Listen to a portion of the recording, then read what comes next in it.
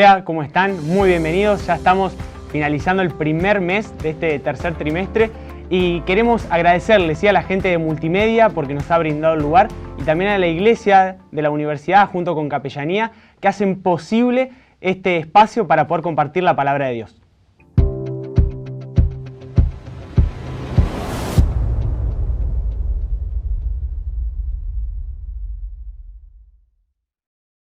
Bienvenidos, yo soy Nicolás y hoy tengo dos invitados de lujo, ¿sí? Pastor Daniel, muchas gracias por acompañarnos. Gracias por la invitación, un gusto en estar y compartir la mesa. Pastor Cristian, muchísimas gracias también. Por favor, un verdadero placer por acompañarlos y charlar sobre estos temas tan interesantes. Y gracias a ustedes ahí que nos están acompañando.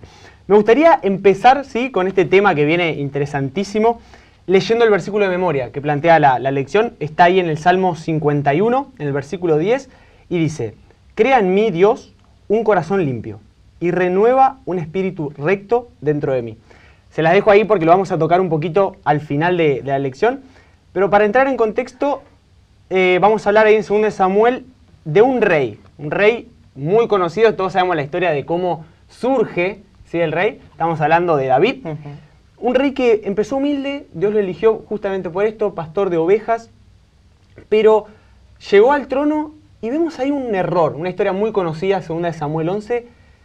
¿A qué se debe este error, pastor? ¿Por qué David, viniendo tan bien, cae en esto?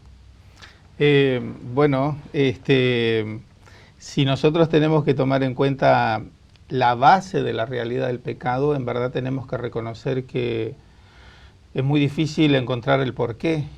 Incluso quienes leemos a Elena de White, identificamos la información que ella comparte, que si nosotros pudiéramos explicar el porqué del pecado, en verdad tendríamos que aceptarlo. Pero el pecado en sí, por sí, es inaceptable porque no tiene una razón de ser.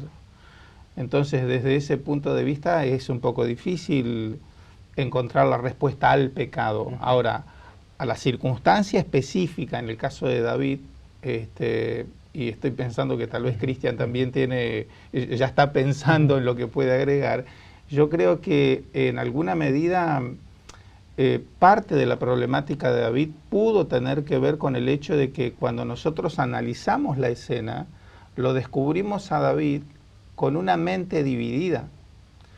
Es verdad que él no fue al frente de batalla, el texto lo menciona, lo explica, pero yo estoy seguro que él le habrá pedido a Dios éxito para su ejército. Ahora, es como que David apostaba, esperaba la presencia de Dios en su vida en algunos aspectos, y en otros tal vez no tanto. ¿No? Entonces, esa fractura de su corazón, digamos, tenerlo a Dios en la parte pública, pero no necesariamente en la parte privada, en aquel espacio donde él cerraba la puerta de su habitación y no estaba con nadie más sino consigo mismo, me parece que lo indujo finalmente a este tropiezo importante. Yo creo que podríamos hablar de estos pecados de alcoba o de la terraza donde, bueno, Señor, yo quiero que me bendigas allá, pero acá en la terraza te pido que no intervengas. Acá defino yo, acá yo soy el dueño del espacio y tus criterios los entiendo, los conozco, pero me puedo dar un permiso, ¿no? Creo que probablemente pudo haber sido ese pensamiento el que lo llevó, lo indujo a finalmente protagonizar lo que nosotros leemos en la historia, ¿no? Totalmente, esos momentos en los que a veces estamos solos, creemos que nadie nos ve, a veces se hace manifiesto un proceso que viene de mucho tiempo atrás, ¿no? O de nuestra relación con Dios o nuestra falta de relación con Dios.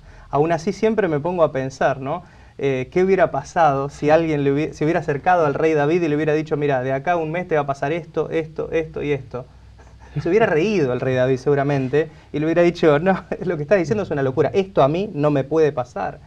¿Por qué? Porque él estaba seguro de su confianza en Dios, de su fidelidad, pero a veces tenemos que tener en cuenta que no es solamente la acción, sino el contexto propicio, ¿no? Y en todo pecado es la acción en sí, pero el contexto, ¿no?, que termina propiciando eso que termina sucediendo.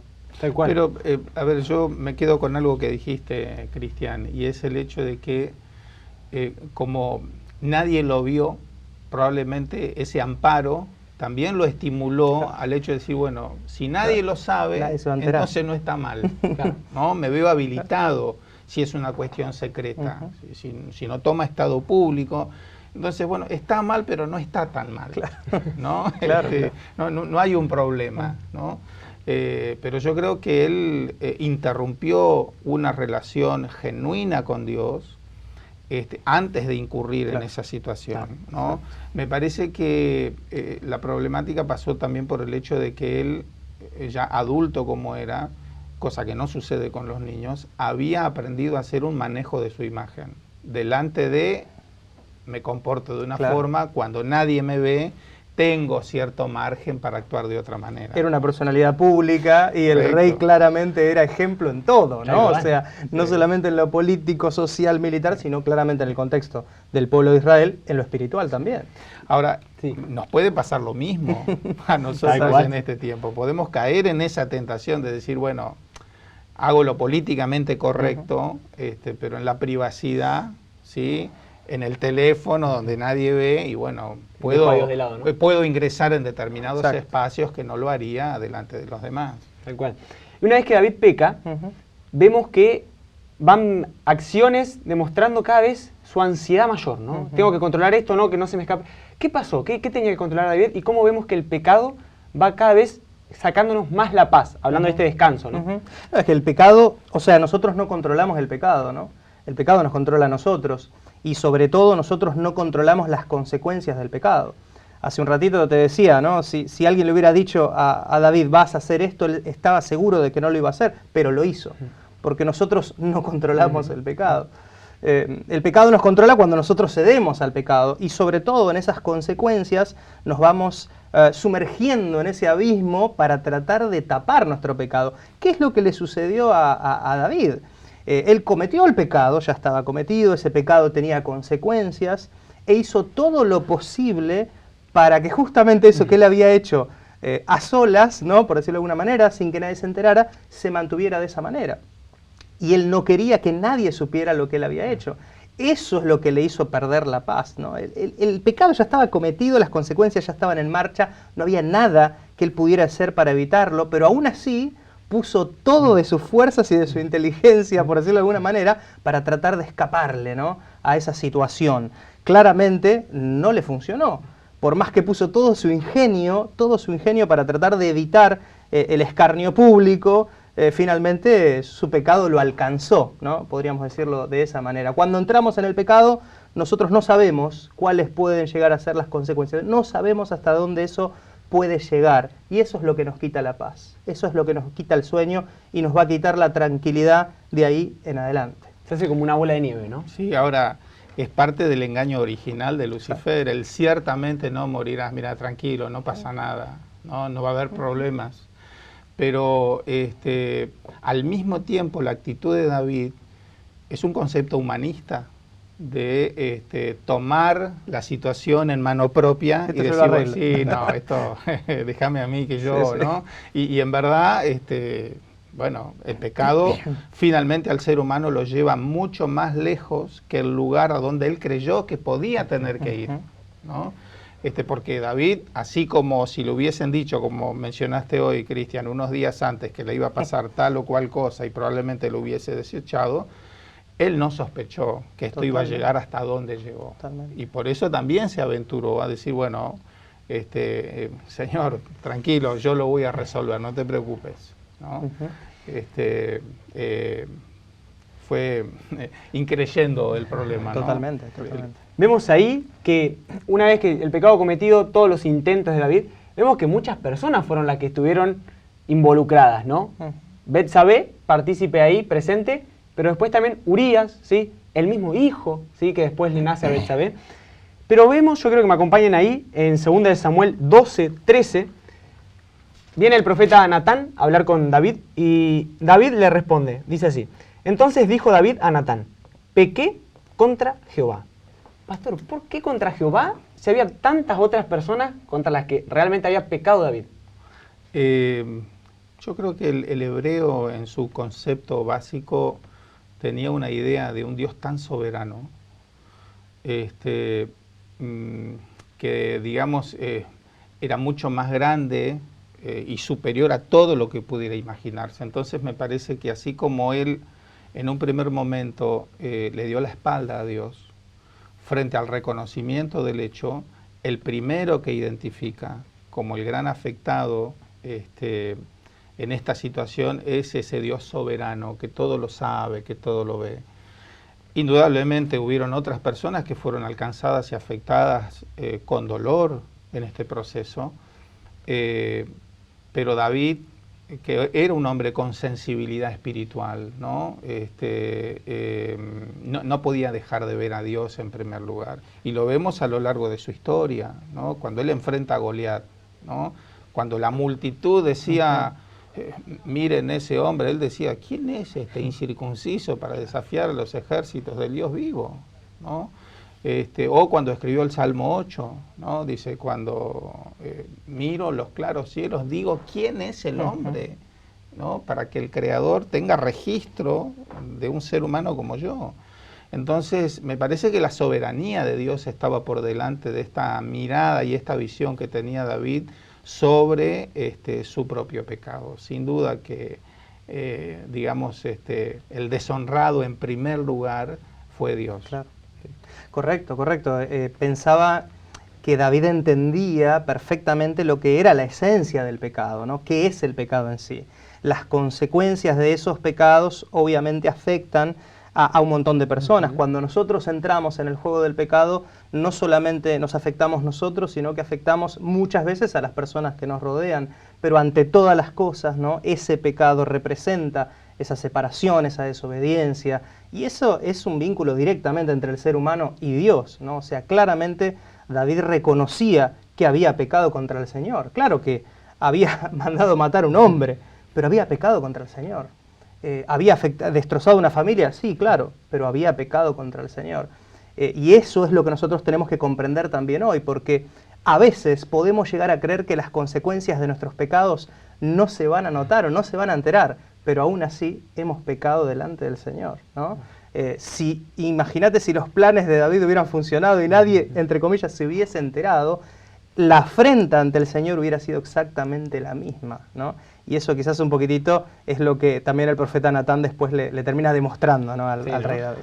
Al mismo tiempo creo que, coincido completamente con lo que decías, Cristian, pero al mismo tiempo creo que en el pecado que registra el capítulo 11 de Segunda de Samuel de David, también se echa de ver el hecho de que David en su pecado, digamos, iniciando esta relación no autorizada por Dios, está pecando contra Dios en el sentido de que David era un hombre que conocía la ley de Dios, la había escrito a mano, él tenía que haber hecho una copia a mano de la ley de Dios, porque si había alguien que no tenía que olvidarse de los principios divinos era el rey. Pero en este accionar él estaba dando fe de que no creía que dentro de los principios de Dios él podía ser feliz, sentirse realizado, pleno, satisfecho, ¿no? Estuvo dispuesto a saltar el alambrado, como decimos, para decir, no, el pasto del vecino, ese es el que me va a dar satisfacción. No le creo a Dios en su palabra, desconfío de Dios y por lo tanto tomo distancia. No importa lo que pase. A pesar de todas las seguridades que Dios ya le había dado a David, ¿no? Totalmente. Desde que era un nene hasta llevarlo al trono de Dios, vencer a Goliat y después decir, me olvidé, ¿no?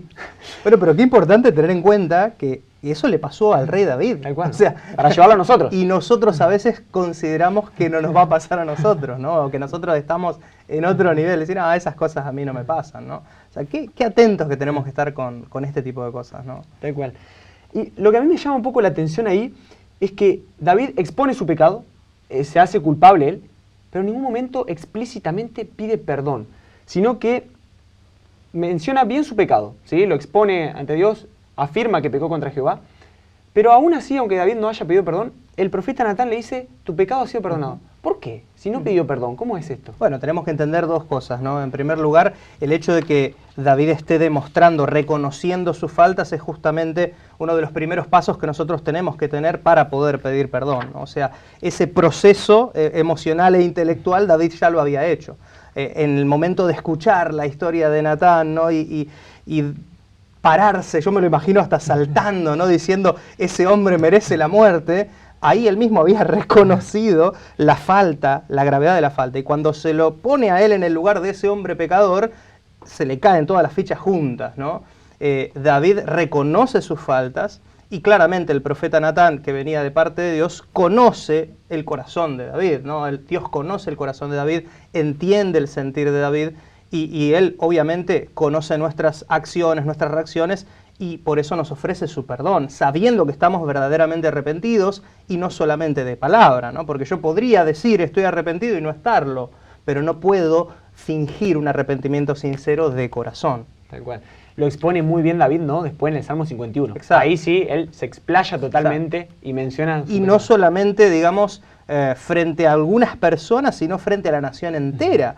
Él reconoce su incapacidad de poder hacer las cosas bien. Hay una frase allí en el Salmo 51 que a mí me hace pensar muchísimo, y es que él siempre dice, mi pecado está siempre delante de mí, ¿no? Esa frase no es quizás la más famosa del Salmo, pero es una de las que a mí más me gusta, porque el rey David reconoce su incapacidad de vencer solo el pecado. Necesita del perdón divino, necesita de un corazón nuevo, necesita ser transformado para vencer el pecado. Si él, el rey, no podía vencer el pecado, ¿qué podía hacer el resto de la nación? Fue un tremendo ejemplo para toda la nación, ¿no? de Israel, de que necesitaban ser transformados por el Espíritu Santo. A mí me gusta de esta pregunta que le hiciste a Cristian, el hecho de que frente a la primera respuesta del ser humano al trabajo del Espíritu Santo, demostrando contrición, arrepentimiento, la naturaleza de Dios es tan amorosa, es tan grande, que no tarda en responder, ¿no? Y parte de nuestro pecado es dudar de eso al mismo tiempo, ¿no? Pero hay un detalle que a mí me ha hecho pensar en este proceso, ¿no? La lección da un poco de tiempo para hablar de lo que quiero mencionar ahora, pero por los tiempos que nosotros tenemos no tenemos margen, pero yo hago solo una mención, en el hecho de que me pareció magistral la historia de Natán, cómo él induce a David a involucrarse en esta historia, lo que a mí me dice y me hace pensar, y es que cuando nosotros somos indulgentes con nosotros mismos, como lo fue David, tendemos a ser severos con otros, ¿no? Porque él cuando levantó el dedo dice, no, merece la muerte. Merece la muerte. Una ovejita. ¿No? Claro. Entonces, en algunos casos, bueno, esto es una invitación a analizarme a mí mismo y decir, bueno, ¿cómo trato yo con las circunstancias, las flaquezas, los errores de otros, ¿no? No vaya a ser que también sea un protagonista de lo que le pasó a David, siendo severo con otros y en la intimidad indulgente conmigo mismo, ¿no? Pero el perdón de Dios es su naturaleza y me parece que Dios no podía actuar de otra forma. Y ahí se manifiesta, Daniel, la dualidad que vos expresabas al principio, ¿no? David estaba acostumbrado a ser juez de la nación. Entonces él estaba en esa postura en la que él tenía que juzgar a las personas, ¿no? En cuanto al cumplimiento de la ley de Dios. Claro, ese hombre merecía la muerte, pero él no. O sea, medía con una vara a los demás, pero medía con otra vara totalmente distinta, o actuaba de acuerdo a otra vara completamente distinta. Y eso quizás había pasado por mucho tiempo, ¿no? Y lo que vemos es simplemente una manifestación de ese dualismo, ¿no? Que existía allí en la personalidad de David allí. Es como... Bueno, David, mirá, viene alguien que pecó, no, hay que morir. Pero sos vos. Con todo. Ah, no, entonces me puedo equivocar, ¿no? Claro. Lo veo así yo. El tema es que la historia sigue, ahí avanzan los capítulos en 2 de Samuel, y parece que este perdón de los pecados de David, como que no es el final, ¿sí? Sigue y vemos consecuencias, la muerte del primogénito de David, y cómo fue pasando esto, y ¿por qué? Si Dios ya había perdonado, ¿Dios no perdona las consecuencias de ese pecado también? Bueno, en algunos casos hay respuestas que son complejas de dar cuando las bajamos a la realidad, ¿no? Porque primero, el perdón es un manto que Dios utiliza para cubrir determinadas situaciones que no pueden ser atendidas de otra forma. Y en algunos casos podría parecer injusto. Claro. ¿No? ¿Cómo Dios perdona a un individuo que mandó a matar de la forma que David lo hizo? Pero lo perdonó. Ahora, las consecuencias son parte de la ley de la siembra y de la cosecha, que forman parte de nuestra realidad, ¿no? Todo lo que el hombre sembrare, eso también segará. En algunos casos, las consecuencias nos alcanzan, tarde o temprano. A veces, sin que medie el arrepentimiento. Las consecuencias nos alcanzan, ¿sí? Por nuestro desvío. Otras veces, aún arrepentidos. Las consecuencias nos alcanzan a nosotros y alcanzan a otros también, ¿no? Yo creo que es parte de la naturaleza del pecado en sí, ¿no? Hay un precio. Siempre el pecado le cobra al ser humano algo, ¿no? Por eso la base de sustento del pecado original, ciertamente no morirás, es una base mentirosa, ¿no? Es un engaño. Entonces, qué bueno es que nosotros tengamos en cuenta el hecho de que nuestras decisiones acarrean consecuencias que muchas veces nos proporcionan dolor, amargura a nosotros y a las personas que nos rodean. No porque los otros sean responsables, sino porque el pecado tiene este tipo de efecto, ¿no? De hecho, nuestro mundo no es un mundo ideal, no es un mundo justo por la presencia misma del pecado. Hay muchas personas inocentes que sufren no por su propio accionar, sino por estar en un mundo de pecado. Y por eso nosotros aspiramos a que el dolor, el pecado, en algún momento se termine tal como la palabra de Dios lo promete, ¿no? Claro. Y usted mencionaba, pastor, el tema de que Satanás desde un principio buscaba esto, ¿no? Ciertamente no morirás. Y esa no era la idea, esa no era la verdad. Y Satanás trataba de impulsar siempre con mentiras, ¿no? Y una de las cosas que trata de hacer Satanás con nosotros es decirnos: no te vas a sentir perdonado, vos no te mereces el perdón, ¿sí? Eso no es para vos, fue muy grande tu pecado. Pastor Cristian, ¿qué hago cuando, a lo práctico, ¿no? Cuando yo no siento ese pecado? ¿Soy perdonado igual o no? Claro, mira, el Señor sabe leer nuestro corazón, ¿no? Y eso es lo hermoso que vemos nosotros en este tipo de historias. Yo tengo que tener la certeza del perdón porque su palabra me la deja bien, bien tranquila, ¿no? O sea, bien segura. Cuando yo de corazón estoy dolido por lo que hice, reconozco mis faltas delante del Señor y pido perdón por eso, yo tengo la certeza del perdón. No es que puede llegar a venir el perdón de Dios. Y es tan inmediato que incluso el rey David lo recibió ahí inmediatamente, lo decíamos recién. Satanás va a intentar por todos los medios que yo no me sienta perdonado, que yo me sienta sucio, que yo me sienta indigno de ese perdón, justamente para que no lo pida y para que no lo obtenga y para que siga pecando. De forma práctica, ¿qué tengo que hacer? Tengo que acercarme al Señor con lo que hay en mi corazón, como estoy, como soy, manchado, indigno, sucio, pero acercarme confiadamente, ¿no?, a los pies del Señor, a solicitar ese perdón y reconocer las faltas que cometí y tener la certeza de que lo voy a obtener, porque el Señor nos lo dijo. Acercarnos confiadamente al trono de la gracia, ¿no? Seguro. ¿Sí? Confiados de que va a ser así. Y al mismo tiempo, no condicionar el perdón de Dios a mi estado emocional. Claro. Yo tengo que aceptar que Dios me perdona no porque lo sienta, sino porque Él lo ha prometido. ¿Sí? Ahora, nosotros tenemos una realidad. Hay pensamientos que son invasivos. Cuando yo afecté la vida de otros, como lo hizo David, matar a una persona de la manera en que lo hizo, y sin duda que ese acto no es gratuito. Tiene un efecto devastador en la vida, claro, cargar con esa responsabilidad a cuestas. Entonces, una cosa es que Dios me perdona cuando yo confieso mi pecado, otra cosa es que yo necesito perdonarme también, y muchas veces emocionalmente caemos en determinadas trampas, ¿no?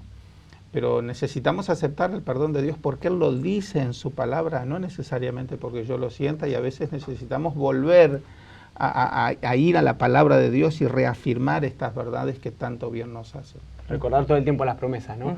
Se nos ha ido el tiempo. Pastor Daniel, muchísimas gracias por estar. Pastor Cristian, gracias, en serio, ha sido un gusto.